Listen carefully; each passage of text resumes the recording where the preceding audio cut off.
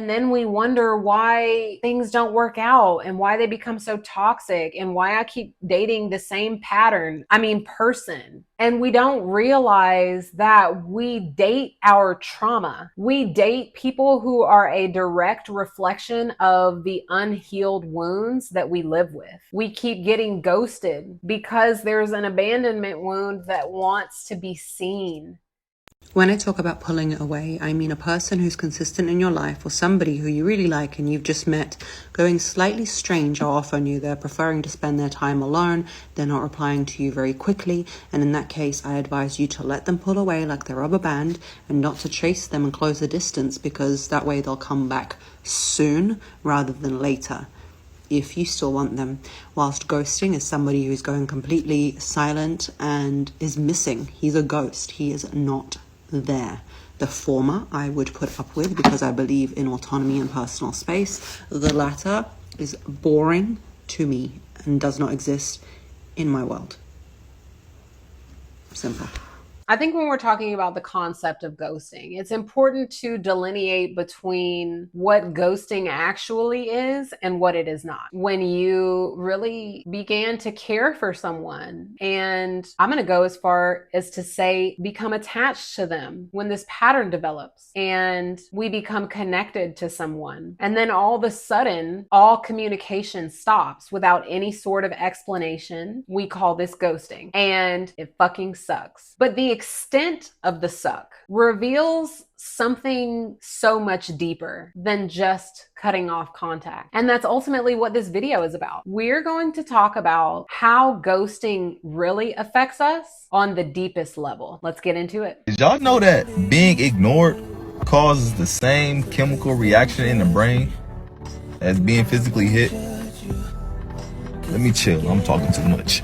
What's up, y'all? Welcome back to the channel. I'm your host, Amanda Haynes. Go ahead and hit that like button if you haven't already. And if you're feeling froggy, go ahead and subscribe if you like the vibe and would like to join the tribe. Things come up in our lives to show us what our internal state of being is like, what it's doing, what's happening inside, how we're seeing the world. And so when someone ghosts us, this mirror comes up in front of us. And when we look into this mirror, we get to see our internal state of being. And based on the amount of pain that's being experienced, shows us in this mirror how vast this wound is. So when it comes to abandonment wounds, one of the biggest triggers of its presence is when we've been ghosted, how much it hurts. So if I'm in agony after being ghosted, I probably have an abandonment wound. If I'm in a fetal position, curled up on my bed, crying for hours, this has triggered an abandonment wound. Being ghosted and experiencing this much pain is such a blessing. And I say this because in the moment, it doesn't feel like a blessing. It feels like torture. It feels like visceral pain that you can actually feel.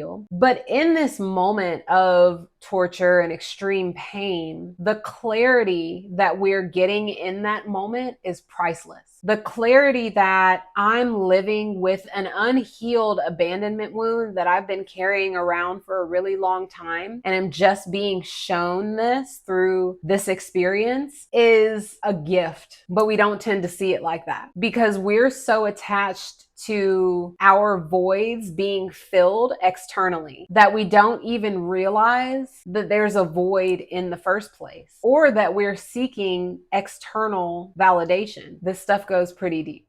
So what's up, TikTok? So this is actually to all the women around the world. I'm about to take a shower and I just had to get this off my chest because it's actually been paining me.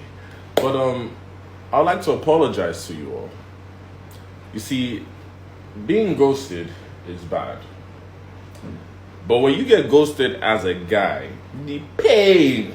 The pain. And I know some of you are about to start, some women will say, now you know how it feels. No. There's a big difference being ghosted as a guy. I'm ready to debate it. I'm ready to talk about it because I actually liked you. I actually put the effort in. I actually replied on time. I actually hit you up every time. Sacrifice my old hoes for you.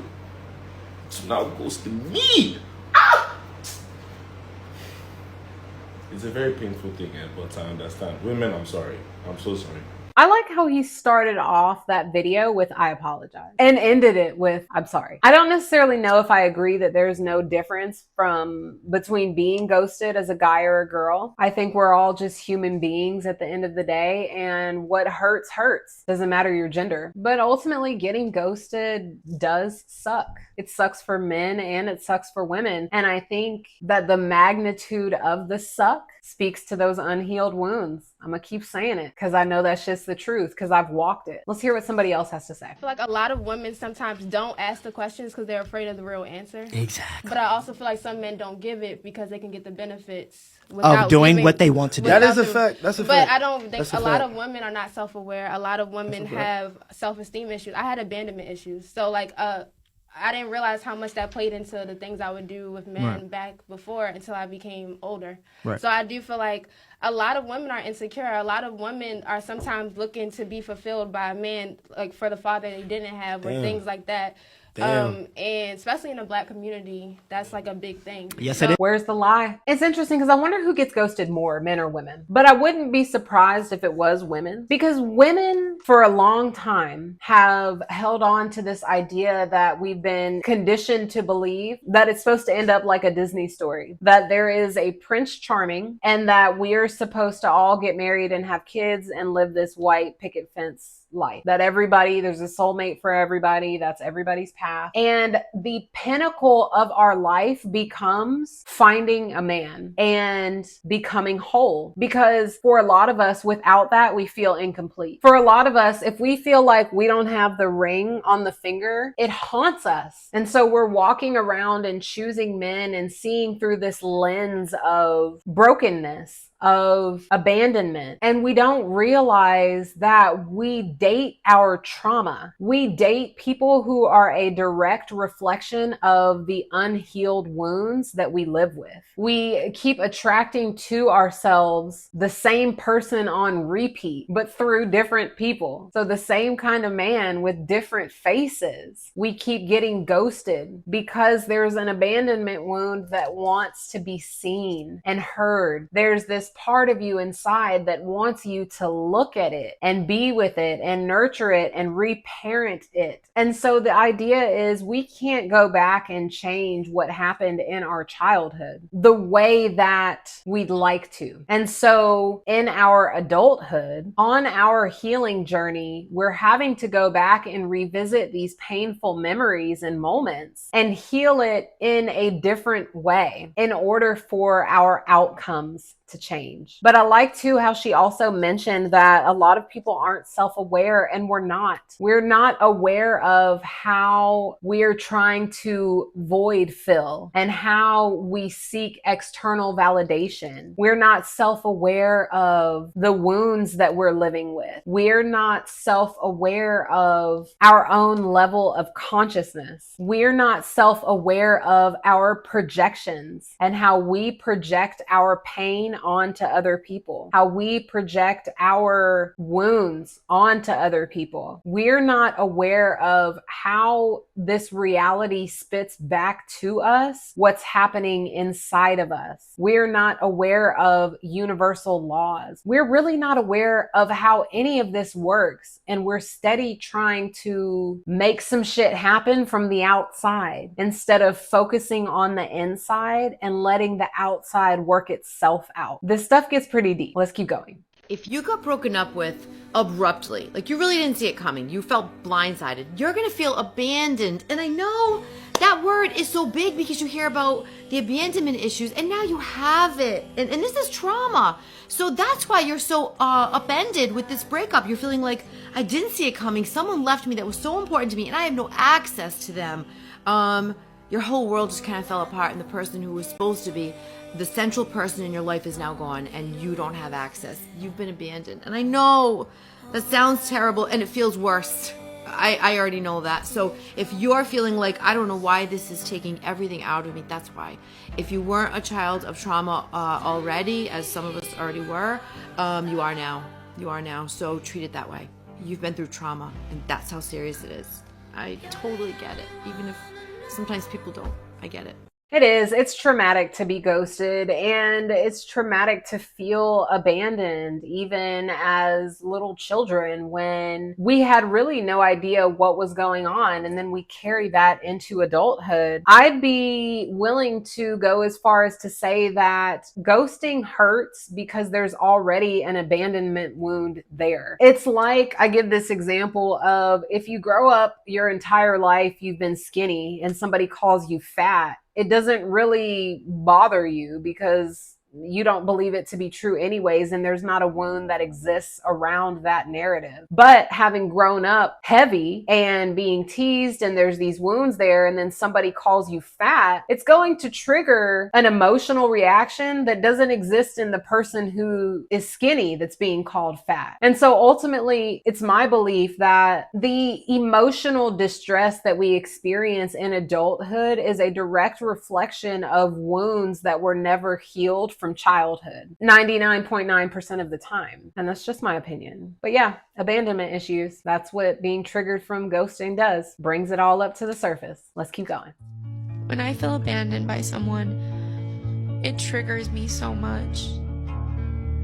It's like my body shuts down and my brain runs at 1,000,000 miles per hour.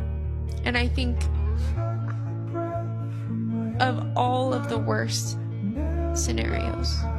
I internalize it and I start to think it's about me, and then when I start to realize or think that someone's gonna abandon me, I try to protect myself and I push them away. I push them away. And it's not good. We internalize ghosting. We internalize it as something is wrong with me. So I get ghosted, and my first and immediate thought isn't something's wrong with them. This speaks to their abandonment issues. This speaks to their avoidant behavior. It's never like that. We always turn it back around on ourselves and internalize it and go, well, clearly I'm not enough. You know, what is it that I did wrong? And this screams abandonment wound. It's being a young child who didn't get their needs met like they needed them to, and internalizing why that happened. Well, there must be something wrong with me. This is like childhood on repeat in adulthood. It's like childhood trauma getting repeated over and over and over again until we wake up and recognize that what we're experiencing in our adulthood is a direct reflection of our childhood, of the things that we had to go through and the things that we had to navigate that we didn't really have the tools for at that time. And the beautiful thing is, everything that we're experiencing is just a mirror. So it's just contrast. It's just something that's happening that's allowing me to get a deeper look into myself. It really is a gift. It doesn't feel like it in the moment. And I think that there was even like a quote or something that said that like 2 years after a traumatic event ends up being like the person who experienced it is thankful that it happened. And so it takes some time for us to become grounded in our experience enough to be able to appreciate it, but that ultimately everything that we experience is just bringing us back home to ourselves, which is ultimately where the real abandonment happened, right? Like, we abandoned in childhood these parts of ourselves that weren't accepted by our caregivers. And so we tuck away pieces of ourselves into our shadow, and we abandon ourselves over and over and over again. And so even in the moments when we are ghosted, how many of us are really sitting with and reflecting with ourselves? Or are we continuing to abandon ourselves over and over again, focusing on the other person, pushing our feelings down, wanting our feelings to disappear and go away? It's like we're constantly the offender. We're constantly re-traumatizing ourselves every time we disregard these massive emotions that we're experiencing that are being triggered by what's happening outside of us. So it's time to really stop stop abandoning ourselves and going within and exploring and looking around in there, because it's really not as scary as it seems. I promise. Let's keep going. These are 3 signs of abandonment trauma in relationships. Number 1, you need constant reassurance. You're constantly wondering where they're at, getting paranoid if they don't text or call you back when you expect them to. You can never seem to get enough proof of commitment from them. Paradoxically, you're attracted to the very people who have a difficult time giving you this sense of assurance. And number 2, you self-sabotage. Even though you're scared of being alone, you unintentionally push people away. For example, you test the limits of your partner's patience, pushing their buttons and causing fights. This can look very confusing to other people, but for you, this is a complex coping strategy to control the narrative of abandonment on your own terms, even if it means creating the very situation that you fear the most. Number 3, you think you're passionate, but actually you have a hard time managing your emotions. This passion feels like a roller coaster. One moment you feel overwhelmed by your emotions, leading to mood swings, anger, intense sadness. The next moment you completely shut down, withdrawing emotionally to protect yourself. This is seen by others as an overreaction or even manipulative, but in reality, it's a reflection of the deep trauma you experienced in childhood. In fact, everything I mentioned comes from your childhood. The very thing that you do to cope and feel better has the opposite effect of making you feel worse, recreating your childhood trauma again and again. And the more you try to get out of it, the more stuck you get in it. But it doesn't have to be this way. You can heal, and it requires going beyond the mind, facing the fear, getting into the body, and much more. This is a transformational healing journey that I guide clients through. Definitely follow me for more and visit my profile. It's interesting because the video that I just shot before this one on ghosting someone, if you haven't already, go ahead and check it out. One of the videos was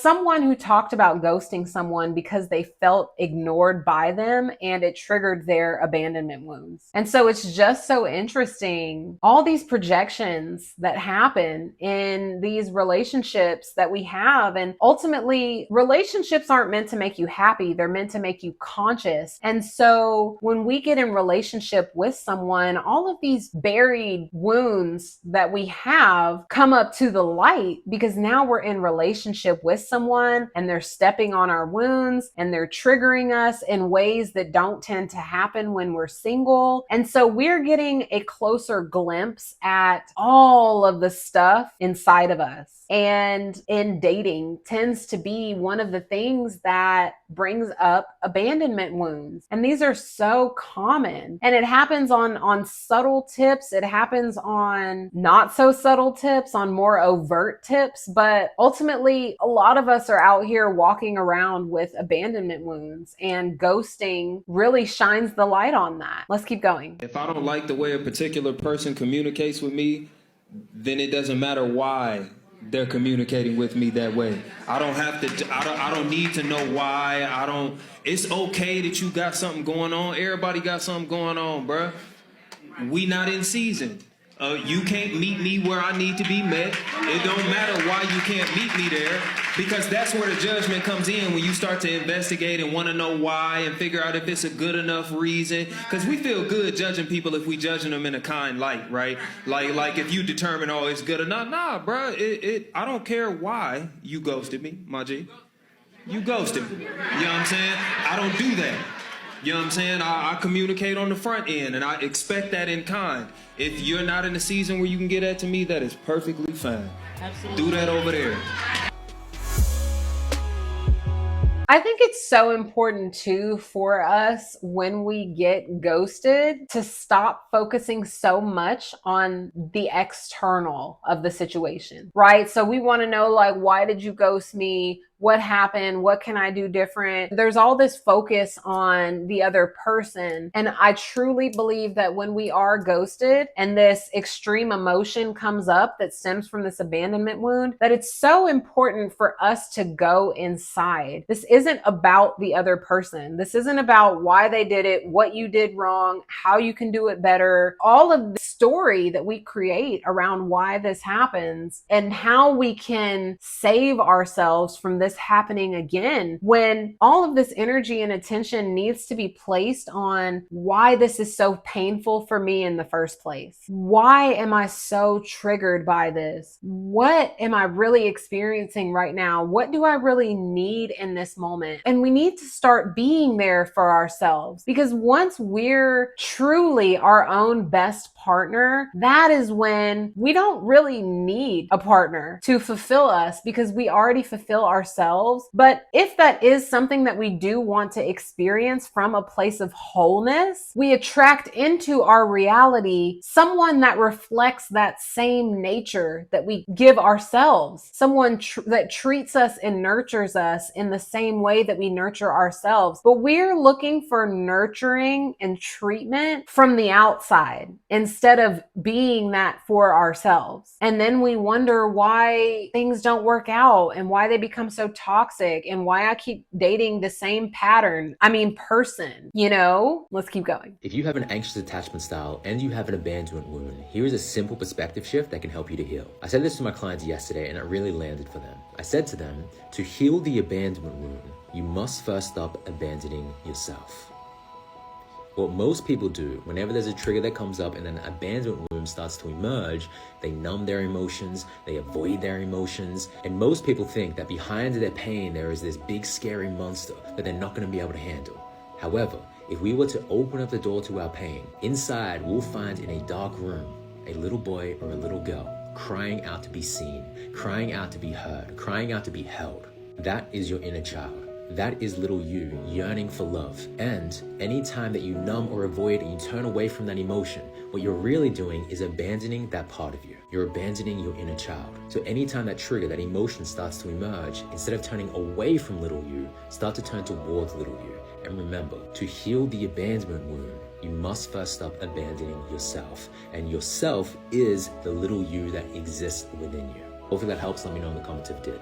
Amen. Isn't that what I just said? It's so damn true. We have to stop abandoning ourselves. We have to stop thinking that getting our needs met comes from the outside. It doesn't. In any scenario, our external reality, our external world is a reflection of our inner world. And once we heal these parts of ourselves that are just crying out for our attention, once we face these wounds and the trauma that we've gone through, once we look it in the eye, it no longer has power over us. Once we shine the light of our awareness onto these aspects of ourselves, they disappear. They become reintegrated into our psyche, right? They're no longer in the shadow, in like the deep depth of the inner world, in the crevices, the alleys, it's once we shine the light, it integrates back into the wholeness that we are. And we expand and we ascend and we transform into who we've always been. But that's been covered up by all this yuckiness that lives inside, that's just waiting and calling out for us, calling for our attention, waiting for us